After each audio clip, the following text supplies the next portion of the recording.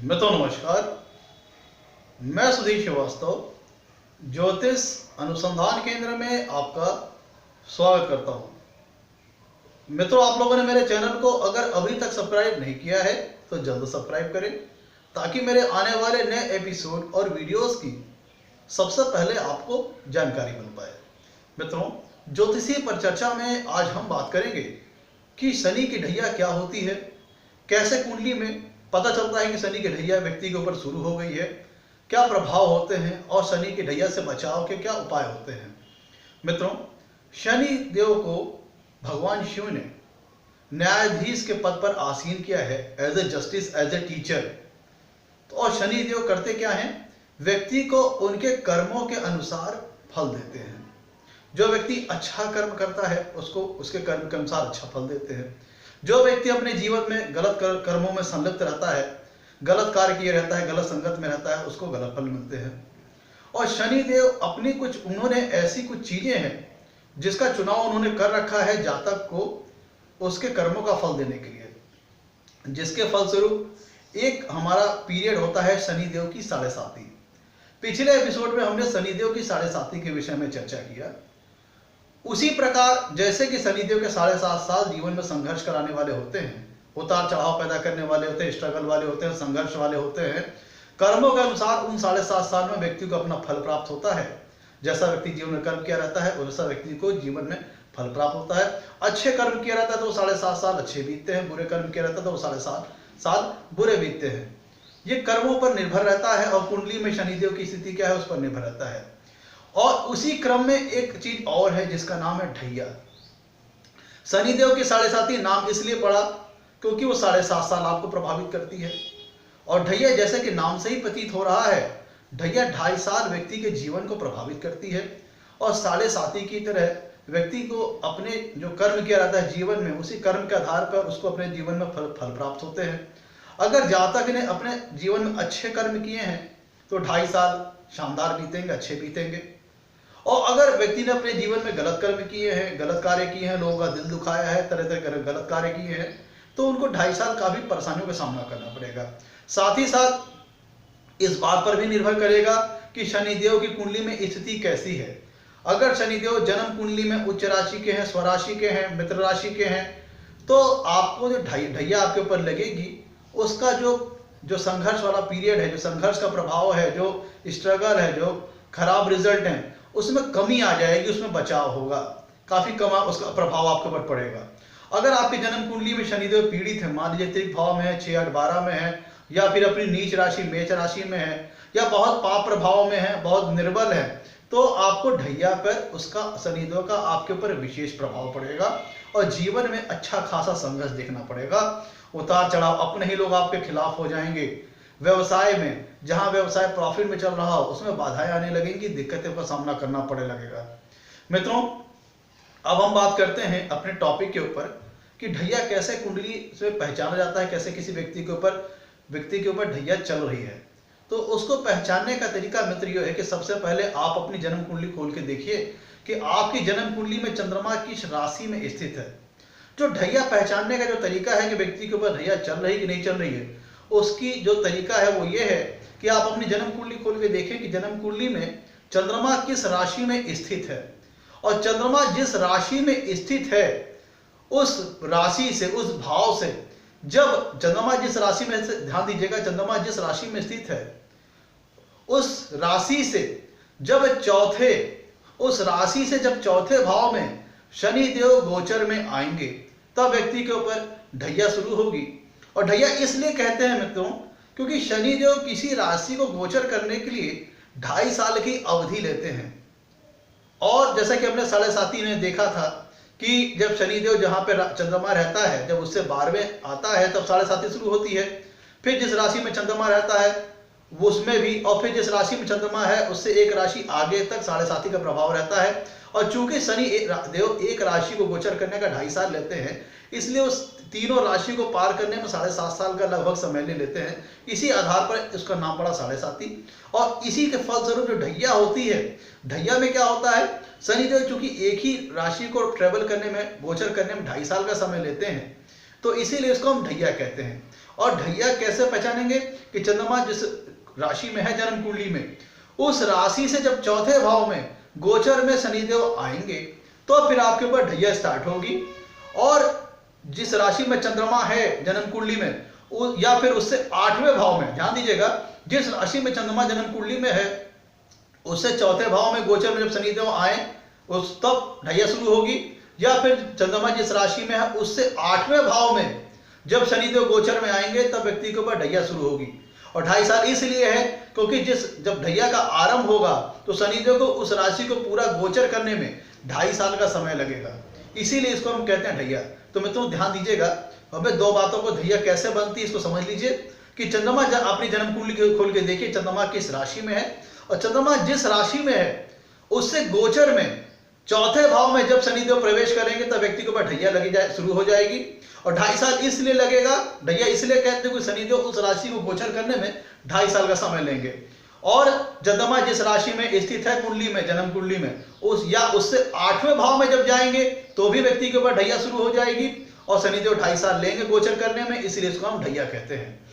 और तो फलस्वरूप परिणाम ये होगा कि 2.5 साल जो हमारे होते हैं ये भी उन्हीं तरह 7.5 की तरह संघर्ष प्रदान करने वाले होते हैं, लेकिन चूंकि इसकी अवधि कम होती है इसलिए इसका प्रभाव 7.5 जितना महसूस नहीं हो पाता।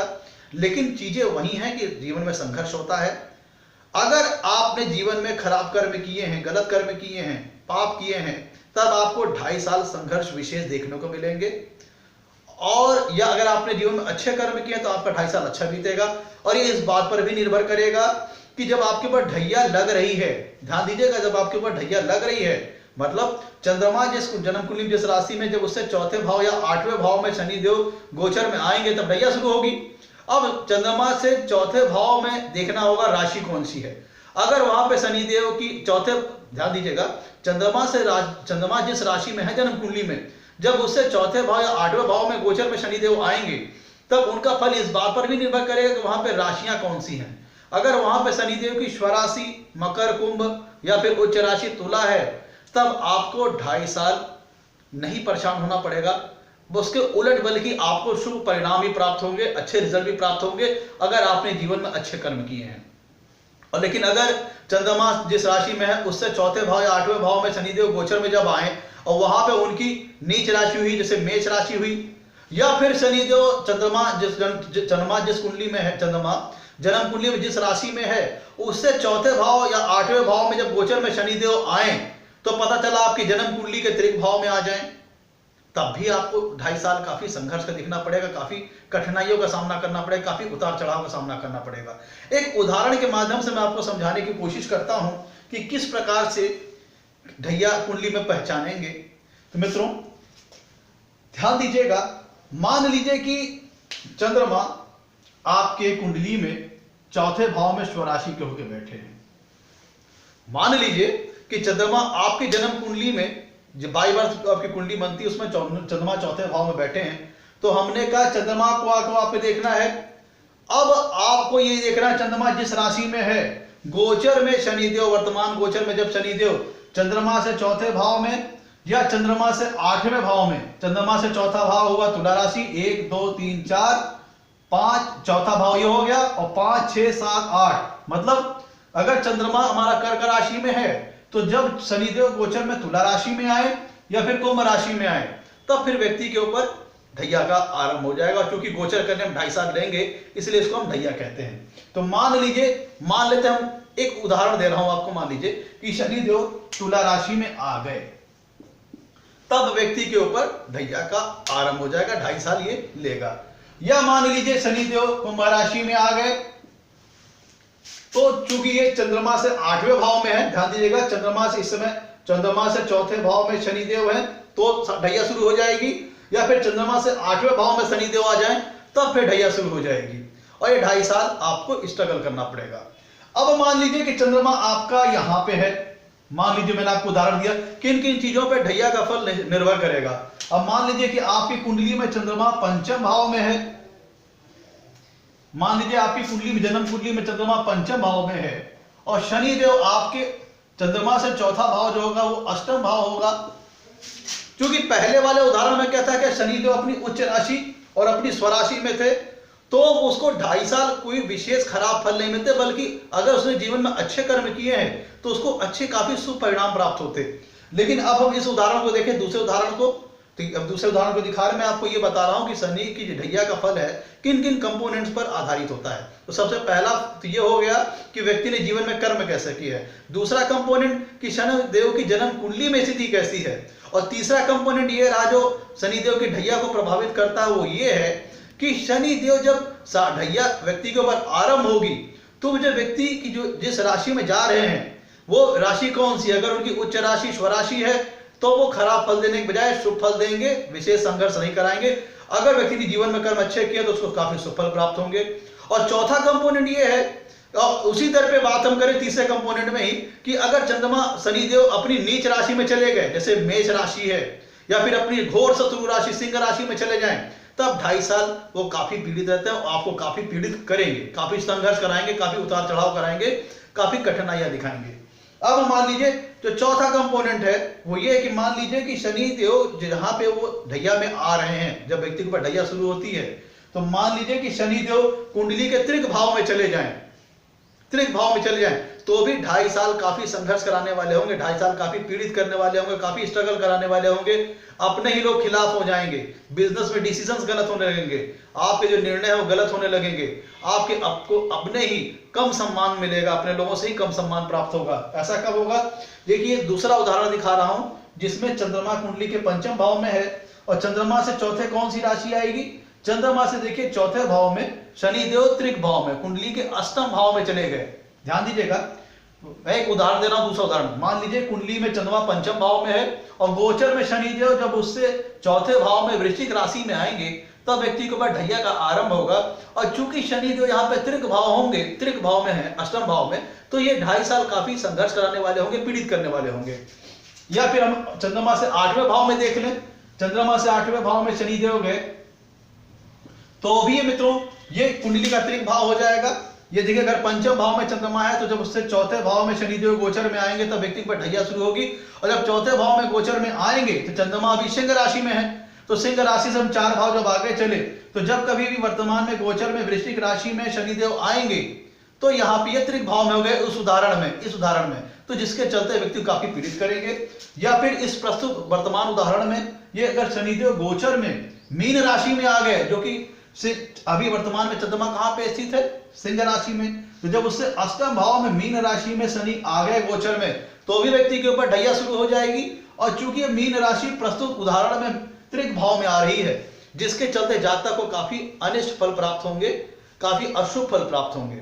और भी हमने पहले वाले उदाहरण में देखा था, शनिदेव कर्क राशि में थे तो चौथे भाव में शनिदेव की उच्च राशि आ रही थी और शनि के 8वें चंद्रमा से 8वें भाव में कुंभ राशि थी, जिसके चलते शनिदेव 2.5 साल व्यक्ति को प्रताड़ित नहीं करेंगे बल्कि शुभ फल प्रदान करेंगे।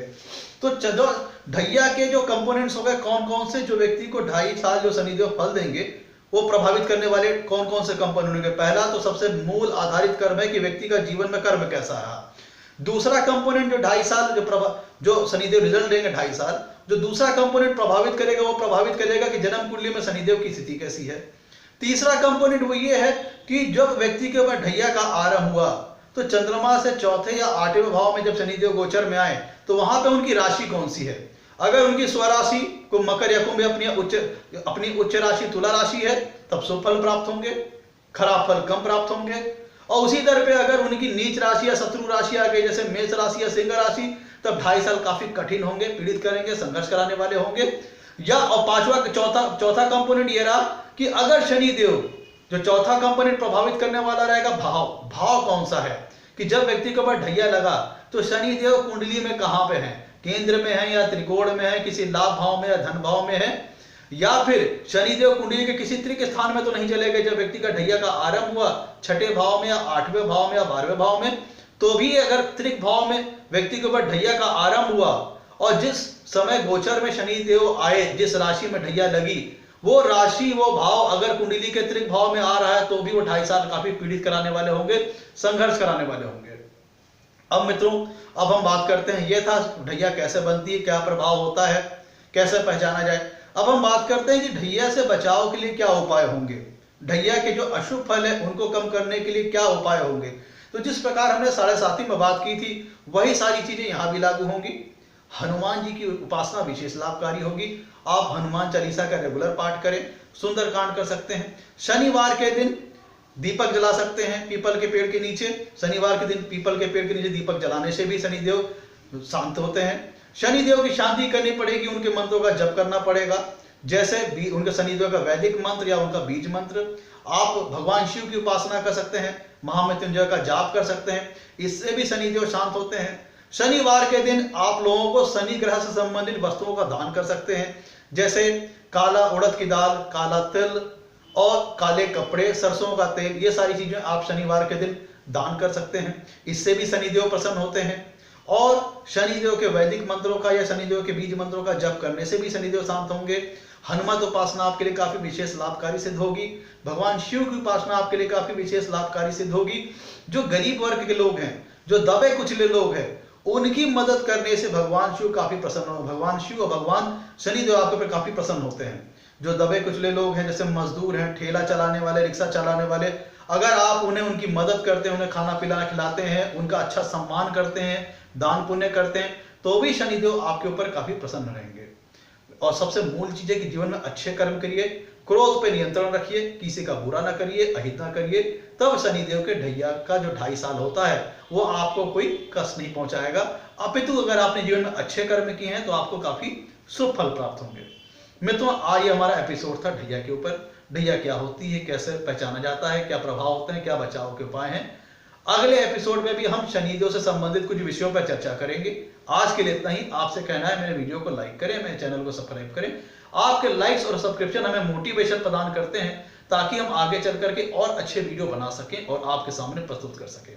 आज के लिए मित्रों इतना ही। धन्यवाद।